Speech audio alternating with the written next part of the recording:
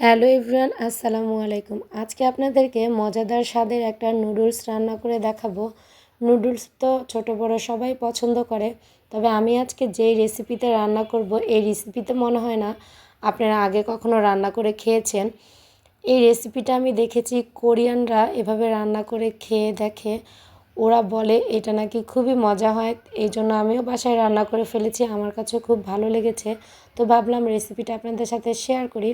তো ফার্স্টে আমি নুডলস সিদ্ধ করে নিয়েছি, আর এখানে আমি চিকেন ফ্রাই করে নিচ্ছি। চিকেনের বেস্টের পিস আমি ছোট ছোট করে কেটে ফ্রাইয়ের মতো করে ভেজে নিচ্ছি। এখানে আমি একটু কর্নফ্লাওয়ার, লবণ, সয়া সস আর শুকনো মরিচের গুঁড়ো দিয়ে মেখে এখন আমি এটা তেলে মুচমুচা করে ভেজে নিচ্ছি। নুডলস রান্না করার জন্য আমি এখানে 2টা ডিম আলাদা করে ভেজে উঠিয়ে রাখবো। আপনারা তো নুডলস অনেকভাবে খেয়েছেন, কিন্তু এভাবে খেয়ে দেখবেন কী যে মজা হয়।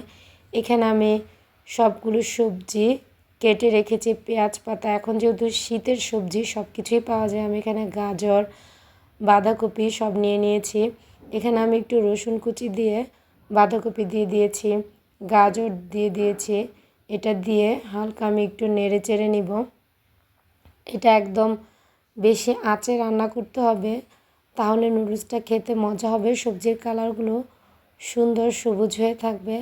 তো এখানে আমি দিয়ে দিয়েছি টমেটো, লবণ, ম্যাগি মশলা, সয়া সস, ফিশ সস, এখানে ছিল টমেটো সস। সব কিছু দিয়ে ভালো করে নেড়ে চেড়ে নিচ্ছি। এভাবে যদি আপনি মশলাটা ভালো করে নেড়ে চেড়ে কষিয়ে নেন তাহলে কিন্তু খেতে খুবই মজা লাগে। তারপর আমি দিয়ে দিয়েছি এখানে চিকেন ফ্রাই, ক্যাপসিকাম, পেঁয়াজ পাতা, মরিচ, আর এখানে আমি ডিম করে রেখেছিলাম, ডিম দিয়েছি। দিয়ে ভালো করে এটা এখন নেড়ে চেড়ে নিব। দেখেন কি মজা লাগছে। এটা কিন্তু আপনারা এভাবে রান্না করে আপনারা ফ্রাইড রাইসের সাথেও খেয়ে দেখতে পারেন, খুবই মজা লাগে। তো এখন আমার রান্নাটা কমপ্লিট হয়ে গিয়েছে, দিয়ে দিব নুডলস। নুডলস দিয়ে বেশিক্ষণ আর নাড়াচাড়া করব না। এই নুডলসটা খেতে কী যে মজা, কি বলবো আপনাদেরকে। আমার নুডলস রান্না কমপ্লিট। লুকটা দেখেই মনে হচ্ছে না অনেক মজা হয়েছে, খেতে অনেক মজা হয়েছে। আমি বেশি করে শসা আর নুডলস নিয়ে এখন শসা দিয়ে নুডলস দিয়ে খাচ্ছি, খুবই টেস্টি হয়েছে।